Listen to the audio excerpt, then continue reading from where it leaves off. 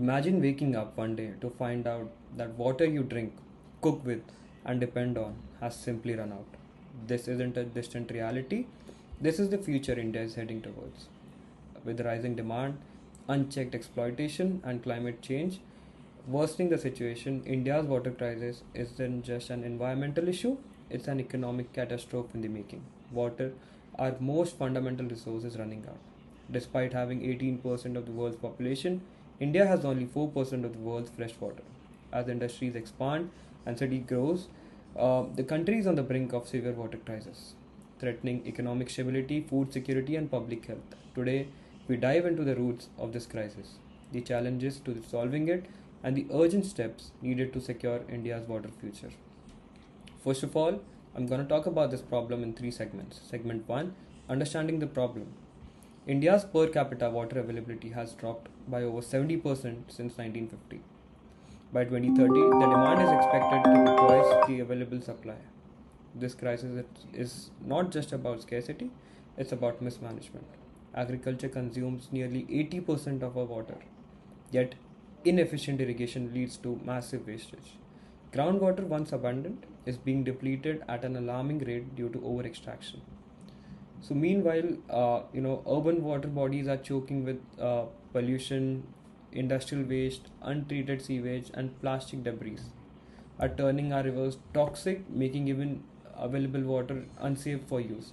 Segment two, we're going to talk about historical context and the barriers to change. What are the barriers that are currently posing as a very detrimental issue?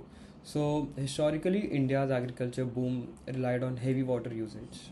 The Green Revolution increased food production, but at a cost of excessive groundwater exploitation. Urban expansion added to the burden, with cities consuming more water than they replenish. While policies like Jal Jeevan Mission, Ganga Rejuvenation Project have been launched, the lack of strict enforcement and sustainable planning remains a challenge. So political conflicts over river sharing agreements make water management even more complex. The Kaveri water dispute, the Yamuna population crisis, shows that the water is not just an environmental issue; it's political and economic one. Segment 3, we talk about the road ahead, solutions, and the timeline. So, first of all, how can India avoid an economic catastrophe caused by water scarcity? And is there any viable solution? Yes, the solution exists. We need to implement them efficiently.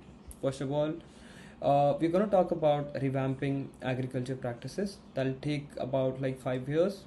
So, we start from 2025 till 2030, switching to micro irrigation, rainwater harvesting, and drought resistant crops can cut agriculture water use by nearly 50%. A large scale awareness campaign, and subsidies for efficient irrigation must be implemented in the next 5 years to support farmers produce more crops which use less water. And secondly, strengthening our urban water management. So, mandating wastewater recycling, rainwater harvesting, and leak proof water distribution system in cities can ensure urban water use. Also, we can implement the use of AI and smart water meters that can reduce water waste. Third one, restoring water bodies and rivers. This is going to take a long time, like 2025 till 2040. Strict industrial regulations, sewage treatment expansions, and community-driven, river restoration projects can revive dying water bodies.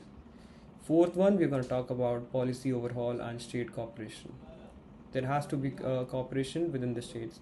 So, national water body sharing policy, better in interstate coordination, and decentralized water governance can prevent political roadblocks and ensure fair water distribution. So, talking about the call to action, what should be the call to action? So, water security is an economic security. If we act now, India can not only prevent a crisis but become a global leader in sustainable water management.